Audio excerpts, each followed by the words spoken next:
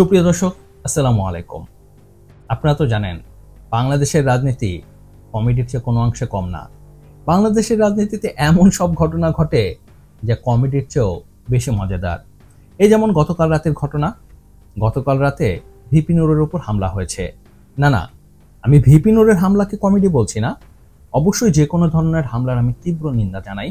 তবে এই হামলাকে ঘিরে যা হয়েছে তা কমেডির চেয়ে কোনো অংশে কম না। এই হামলাকে ঘিরে এক এক রাজনৈতিক দল যেভাবে নিজেদের ফায়দা তোলার চেষ্টা করেছে তা ছিল সত্যিই দেখার মতো। আসল ঘটনা হচ্ছে ভিপি নূর জাতীয় পার্টির বিভিন্ন নেতাদের কেন গ্রেপ্তার করা হচ্ছে না, আওয়ামী লীগের দোষর হওয়া সত্ত্বেও, তাদের বিরুদ্ধে মামলা হওয়া সত্ত্বেও সরকার কেন তাদের বিরুদ্ধে ব্যবস্থা নিচ্ছে না, এর প্রতিবাদে একটি মিছিল বের করে। সেই মিছিলটি ঢাকা বিশ্ববিদ্যালয় থেকে জাতীয় পার্টির অফিসের সামনে যায়। তো সেখানে জাতীয় পার্টির লোকজনের সাথে ভিপি নুরের একটা উত্তেজনা দেখা দেয়। পরবর্তীতে আবার দ্বিতীয় দফায় ভিপি নুরের লোকজন জাতীয় পার্টি অফিসের সামনে যায়। এ পর্যায়ে তাদের ভিতরে ধাওয়া পাল্টা ধাওয়া শুরু হয়। পরিস্থিতি শান্ত করতে সেখানে উপস্থিত হয় পুলিশ ও সেনাবাহিনী। সেনাবাহিনী ভিপি নুরের লোকজনকে 20 মিনিট সময় দেয় এখান থেকে চলে যাবার জন্য, যাতে পরিস্থিতি শান্ত হয়। 20 মিনিট পার হওয়ার পর ভিপি নূর না গেলে সেনাবাহিনী অ্যাকশনে নামে। তারা বেদম প্রহার করে ভিপি নূরকে। শুধু তাই না, এমন প্রহার করে যে তার শরীর রক্তাক্ত হয়ে যায়। গুরুতর আহত অবস্থায় তাকে হাসপাতালে ভর্তি করা হয়। আর এই খবর ছড়িয়ে পড়ার পর থেকেই বিভিন্ন রাজনৈতিক দল বিভিন্ন বয়ান দেওয়া শুরু করে। যেমন বিএনপির থেকে বলা হয় যে কোনো শান্তিপূর্ণ গণতান্ত্রিক আন্দোলন করার অধিকার সবার রয়েছে, এখানে পুলিশের হস্তক্ষেপ করা ঠিক হয়নি। আবার জামাত নিজেদের রাজনৈতিক ফায়দা তোলার জন্য বলে এই হামলা নাকি আওয়ামী লীগ ও জাতীয় পার্টি মিলে করেছে। অথচ ভিডিওতে দেখা গেছে এখানে জাতীয় পার্টি বা আওয়ামী লীগের কেউই, আওয়ামী লীগ তো পলাতক, যাই হোক, তাদের কেউই জাতীয় পার্টি সেজে ভিপি নুরের উপর হামলা করেনি। এখানে হামলা করা হয়েছে বা এখান থেকে লাঠিচার্জ করা হয়েছে সেনাবাহিনীর পক্ষ থেকে। অথচ জামাত এখানে আওয়ামী লীগ এবং তার ফ্যাসিস্ট দোসর দেখতে পাচ্ছে। বুঝতে পারছেন? এই ব্যাপারে জামাত একটি বিবৃতিও দিয়েছে।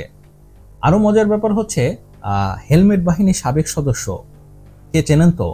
হেলমেট বাহিনীর সাবেক সদস্য যে চিলড্রেন পার্টির নেতা চার্জিস, এখানে প্রশাসনের ভিতরে নাকি ফ্যাসিস্টদের দোসর দেখতে পাচ্ছে। এ নিয়ে তিনি উদ্বেগও প্রকাশ করেছেন।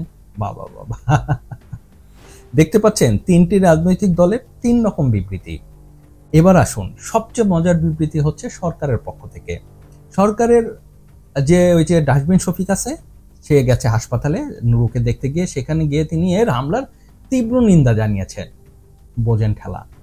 বুঝতে পারছেন? হামলা করেছে সরকারি বাহিনী, রক্তাক্ত করেছে সরকারি বাহিনী, আর সে এর তীব্র নিন্দা জানাচ্ছে।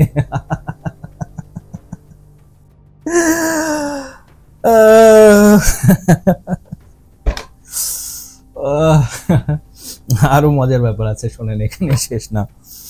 এই হামলার পর আমাদের যে আইন উপদেষ্টা আছে পল্টিবাজ আসিফ নজরুল ফেসবুকে একটি স্ট্যাটাস দেন। এই স্ট্যাটাসে তিনি লেখেন, ভিপি নুরুল হক নূরের উপর বর্বরচিত হামলার তীব্র নিন্দা ও প্রতিবাদ জানাচ্ছি।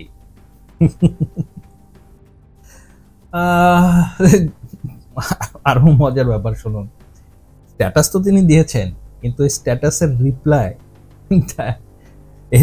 রিপ্লাই দিয়েছে ওই যে আর এক চিলড্রেন পার্টির নেতা আছে না, আর এক হেলমেট বাহিনীর সদস্য হাসনাত আব্দুল্লাহ, তিনি যা লিখেছেন তাতে আসিফ নজরুলের ধুতি খুলে ন্যাংটা করে দিয়েছে।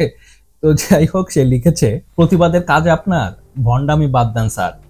যেই জন্য বসানো হয়েছে সেইটা না করে কি কি করেছেন এর হিসাব দিতে হবে। কে কোথায় কিভাবে কোন কাজে বাধা দিছে এর সব খবর আমাদের কাছে আছে। এসব প্রতিবাদের ভং না ধরে কাজ করেন।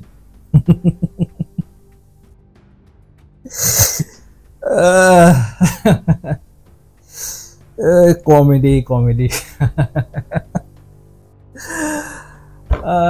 তো যাই হোক, আমি যখন এই ভিডিও করছি তখন রাত 3টা, এখনো কমেডি শেষ হয়নি, কমেডি চলমান। বিভিন্ন রাজনৈতিক দল এর প্রতিবাদের আয়োজন করেছে। কোথাও কোথাও মশাল মিছিল হয়েছে, কোথাও কোথাও নাকি সড়ক অবরোধ হচ্ছে।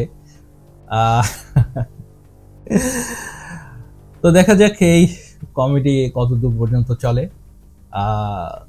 সবাই ভালো থাকবেন, সুস্থ থাকবেন। আর হ্যাঁ, ভিডিওটি কেমন লাগলো তা অবশ্যই জানাবেন। আর প্লিজ সাবস্ক্রাইব করতে ভুলবেন না। আপনার একটি সাবস্ক্রাইব আমাকে অনেক বেশি উৎসাহিত করে নতুন নতুন কন্টেন্টের কোয়ালিটি ভিডিও তৈরি করার। ভালো থাকবেন, সুস্থ থাকবেন। আল্লাহ হাফেজ।